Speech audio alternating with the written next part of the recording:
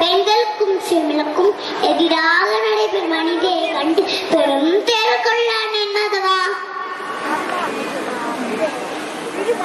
அன்று ஒன்னுக்கு நடந்த அநீதியை எடுத்த பீமன் துரியோதனனின் தொழிலை பிளந்தான், துச்சாதனனின் தொழில்களை வீழ்த்தான்.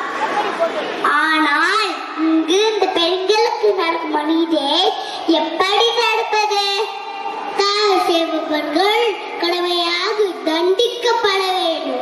அப்பொழுதுதான் அடுத்தவர்கள் அடுத்தவற்றை துணிய மாட்டார்கள்.